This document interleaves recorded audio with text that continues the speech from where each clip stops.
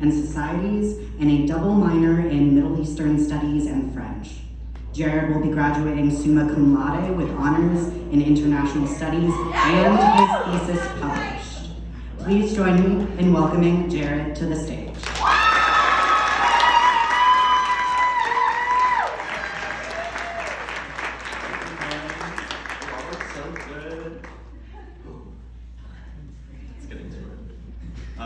Good evening, everybody. I'm incredibly honored to speak to all of you tonight at the 15th annual Lavender ceremony, where I get to help recognize the hard work and dedication of nearly 70 plus LGBTQIA plus USF students who, in a matter of days, will graduate from the University of San Francisco. Your hard work and dedication over the past 4 years are an accomplishment to be incredibly proud of. As LGBTQIA plus students, we have had to overcome our own individual journeys of self-growth, awareness, and acceptance. Tonight, I will highlight my journey with my own identity and sexuality with the hopes of connecting us together as a community. Growing up, I knew I was different from my peers. While other boys were involved in sports, I danced and sang my rendition of the Cheetah Girls in my sister's little blue truck. I never fully acknowledged it, but I embraced my differences and strived to be the best person I could be. By middle school, I became involved in nearly every association our school had to offer, playing in the band, catching footballs, and running student government. This cycle of involvement continued throughout high school in rural California, in a county known for cowboys, jumping frogs, and teenage pregnancy. Still, I was constantly overbooked, always busy, and consequently suppressing my identity. This is when I decided I wanted to run away from answering the question, are you gay? Reflecting back on it, I was pushed to think about my sexuality at a young age, not because I wanted to, but because everyone around me forced me to believe that I was different, and this difference made me appear weak. Throughout high school, I continued to overwork myself while ignoring the rumors of my sexuality to divert the focus from my sexuality to my accomplishments. By doing this, I also got to escape from being alone. Alone time was my worst fear because it made me sit with my complex emotions and feelings and question my identity, which to my discomfort was a topic of daily discussion in my community. This pressure from my community forced me to come out sooner than I ever intended, putting my well-being and reputation at risk.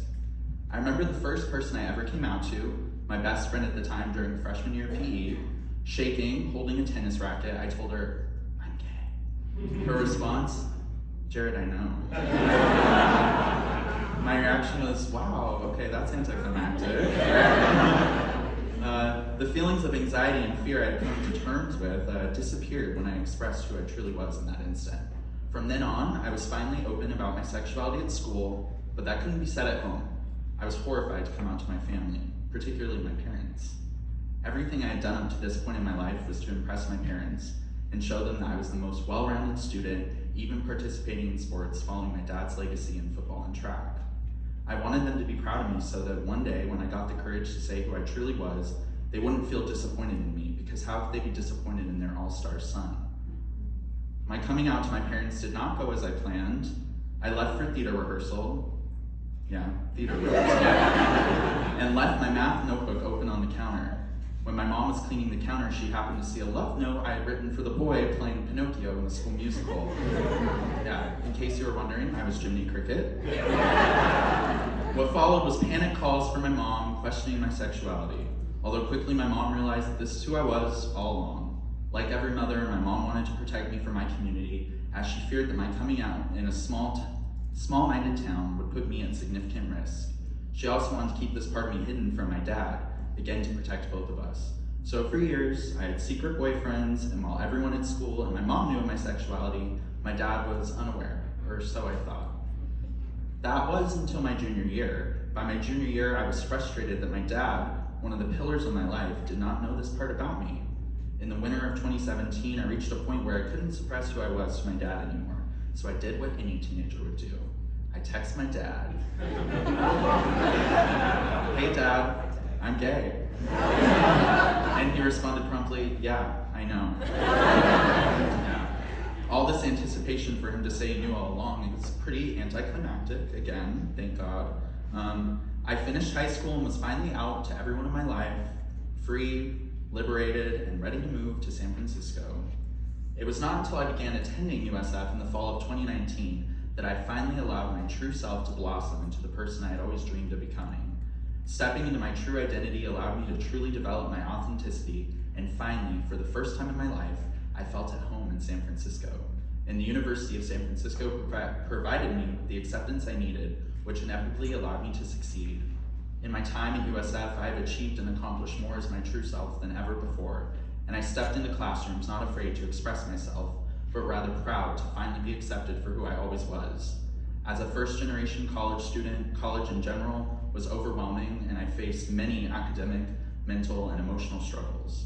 Still, I learned how these challenges allowed me to grow into the strong and accomplished individual that I am today.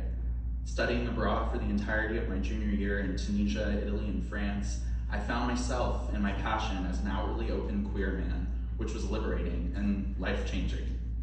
The experiences USF has provided me and the home San Francisco has become to me has allowed me to become the person I have always dreamed of becoming. Walking across the stage in 1 week, on May 19th, I'll be the fully bloomed Jared I never thought I'd be brave enough to become. I want to thank my parents, hi Mom, for their constant love and support, and for giving me the strength and encouragement to live as I am. I know my journey of sexuality was as much of a journey for both of you, but I'm proud of the growth that we've made together as a family, and I'm forever grateful. But there's one person I want to thank in particular, my beautiful sister, Ashley. Hey. Sis, you have always encouraged me to be who I am, and have always been a supporter throughout my struggles for acceptance. I don't know if you ever understand how important you have been and continue to be in my journey of loving and accepting myself for who I truly am. I'm forever grateful that I've had the best big sister along my side, and I hope you know how proud I am to be your brother. I love you.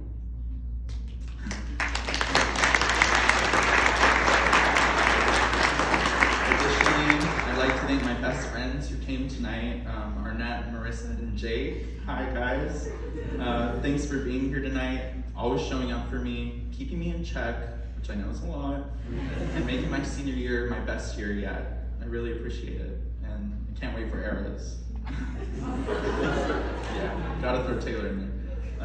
I want to say a special thank you to Matai and Jada for being my support system and best friends throughout the past 4 years. It's been an honor watching you both grow up into strong and successful women, and I'm so thankful we get to share this moment together. Graduates, I want you to know how proud I am of you and your accomplishments as the next generation of LGBTQIA+ leaders. I want to remind you that our journeys strengthen us and our lived experiences give us courageousness. The United States continues attacking LGBTQIA+ individuals with bills targeting drag, transgender youth, self-expression, and inclusive sexual education. They may try to tear us down, but they will have one hell of a fight. Together we are stronger and have proven that regardless of what we endure, we have the courage, strength, and bravery to stand up for what is right and what we believe in. Leave USF and use your education and experiences to create an America that protects all Americans. I know that together we can help to create an inclusive United States that embraces LGBTQIA+ people from all backgrounds. We are just the beginning of a catalyst of change in this nation and in this room. And I'm excited to see the national and global impact the leaders in this room will have in the future. I hope you know I'm so proud of all of you. I leave you with this quote by Barack Obama. When all Americans are treated as equal, no matter who they are or whom they love, we are all more free. Thank you, have a fantastic night, and congratulations, class of 2023.